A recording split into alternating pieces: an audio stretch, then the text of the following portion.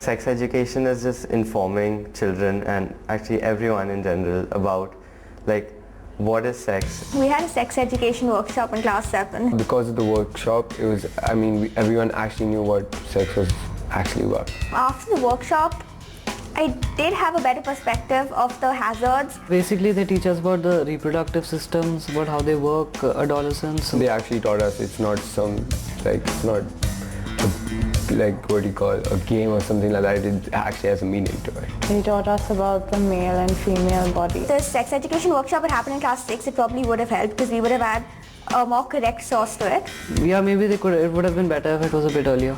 I think around 7th grade is the right age. Younger people like 12, 13-year-olds. In 7th grade they actually can tell them what are the actual measures and things like that which they need to take care of. I think they should just do it in steps, not give all the information all at once. Madhu, I've seen you over the decades with your children, and my fondest memories were as a young unmarried girl seeing you in office, managing your work and keeping a very, very good close eye on your girls and being very impressed by it. Telling children about sex and the world around them. What was your approach like when it came to telling them about the birds and the bees? Well, there were two different generations. Shonan is 5 years younger than Shail. And in that gap of 5 years, a lot happened. So with Shail, it was simpler. So I could just tell her that, oh, you know, when we went to the farm and you saw this happen between these two animals, this is a... So it was much easier to explain. And it was almost the classic birds and bees kind of thing. But Shonan's generation, I'm afraid, was a very different generation. They were exposed to the internet. They were exposed to Bill Clinton's shenanigans, which was all over the press and television.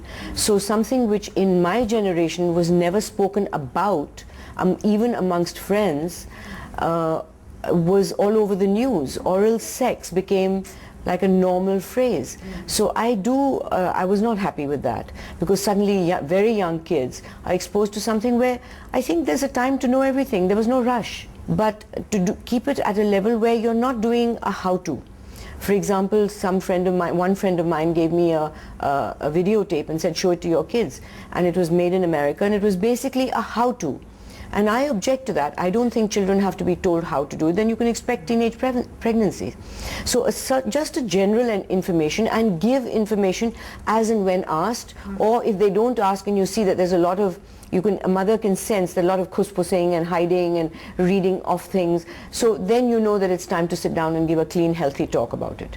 And were the kids then receptive and happy that at the end of the day they were told, and therefore it wasn't this hush-hush?